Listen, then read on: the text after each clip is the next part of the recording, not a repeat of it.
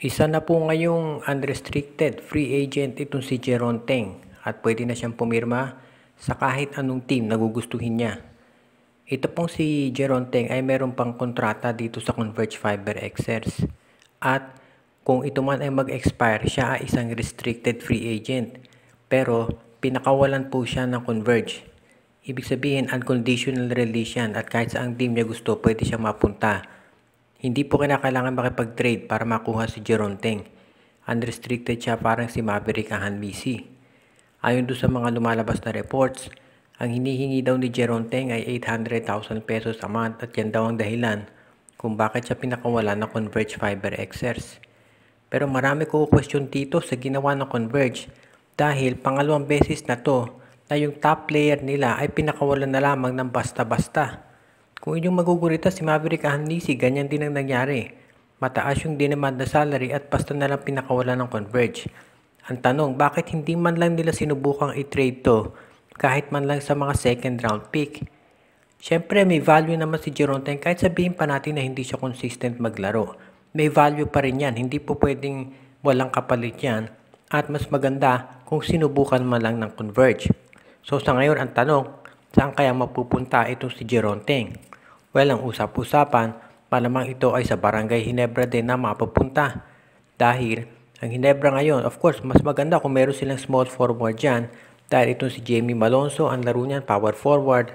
Si Japet at itong si Christian Stan Hardinger sa center. So, pwedeng-pwede itong si Jeron Teng doon sa small forward nila. Doon siya maglalaro, kapalitan nito sila Aljon Mariano at yung iba pa nilang mga players.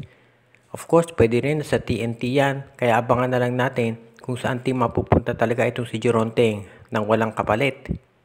Sumali na dito sa mga tune-up games ng San Miguel Beer itong si Keith Jimenez at mukhang nai-impress daw ang SMB dito sa nagiging performance ng nasabing guard. Siyempre, mga tune-up at mga practice pa lamang yan, pero mukhang maganda raw pinapakita niya kumpara doon sa mga ibang draft picks ng San Miguel Beer. At malaki tsansa na itong si Jimenez ka ang mabigyan ng kontrata. Ibig sabihin, one step closer na itong si Jimenez na maging talagang isang San Miguel Beerman. Siyempre, yung mga na-draft na yan, hindi naman guaranteed na mabibigyan ng kontrata yan. Except sa mga kinuha ng first at second round, sigurado na yan. Pero yung mga late rounds na kinuha, kumbaga ang mangyayari dyan, magta-tryout muna sila doon sa mga kupunan. At kapag hindi nakuha, hindi mabibigyan ng kontrata pero pwede silang mag-tryout sa iba namang teams. Ito raw si Jimenez mukhang okay daw performance base sa mga nakakita sa mga tune-up games niya.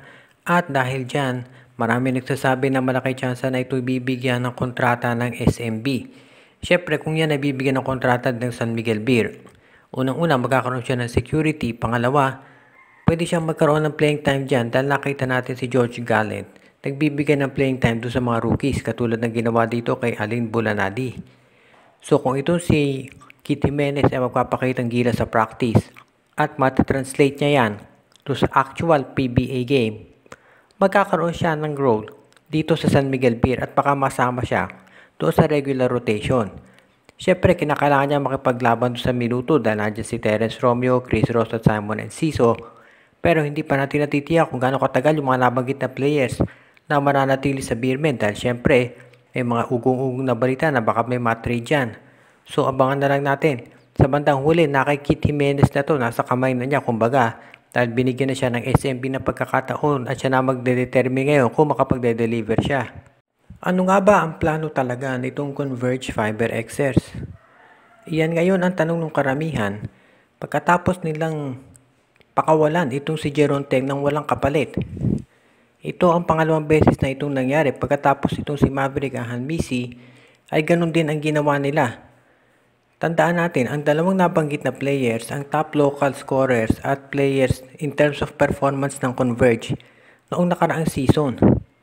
Ang sabi nga ng mga observers, talo pa nila itong Terra Firma at Blackwater at Northport dahil at least ang mga yon, kapag nagpapakawala ng top players, kumukuha ng kapalit kahit mga bangko o mga second round pick.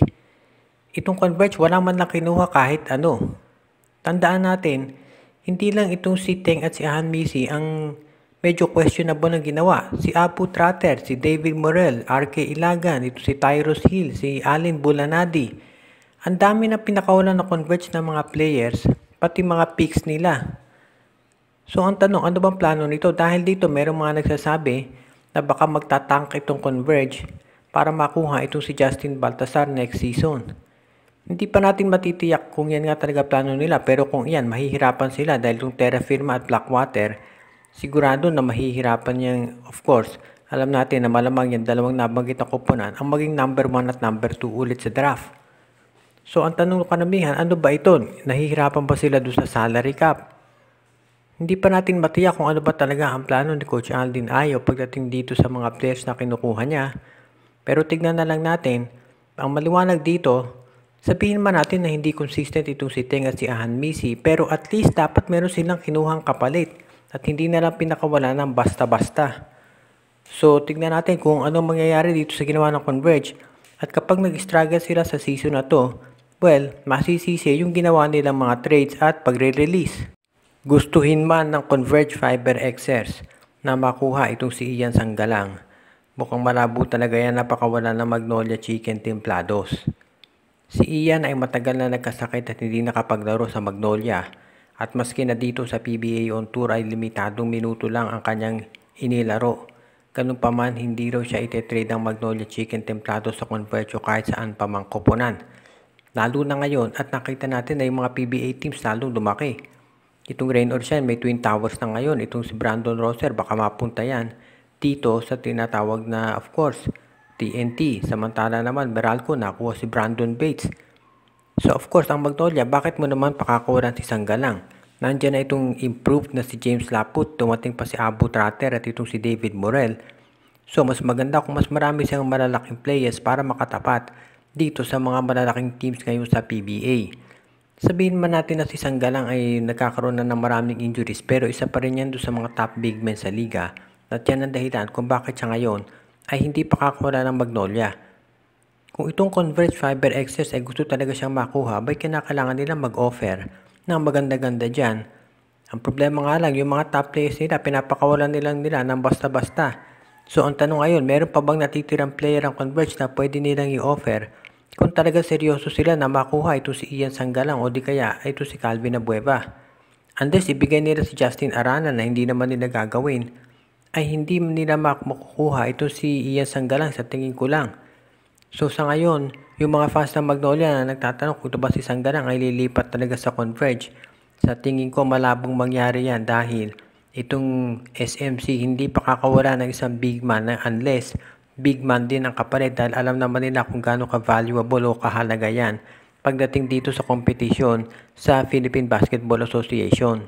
Shout out kay Renato, Marcia, Renren, Junjun, Linlin at Enday Dineros, kay Roman at Red Steven Agustin, Joshua Giray, Espejo at Rosales family, Toto Mamon, Rosemary Ginelo, Margo at Gabriel Lugteyang, Chocoy San Pedro, Admond de Guzman, Ronald Barbosidad, John Mark Cantos, Donel Santiago, Rico Olarte, kay Jonel Alagon at Celino Valles family, Jason Mendoza, JJ Sibum, Dexter Domer, Kagawad Katsakino Dukusing, Enju, kay Judy, Edwina, Shaina, Carl Jaira at Jonah Villarosa, kay Enrico at Presi Angsioko, Ireneo Salangsang, Edwin Carmona Jr., Reden, Elena, Laila at Bonbon Lansang, Joseph Pineda, Oji, Len Gio, Ojias Santillana at Tagle family, Dionisio Mercado, RG Bueno at Dalina family, Carlito Bolima, Brian Andres, Myron Almosa at Balyete family, Jordan at John Reddy Malanta at Sid Maria,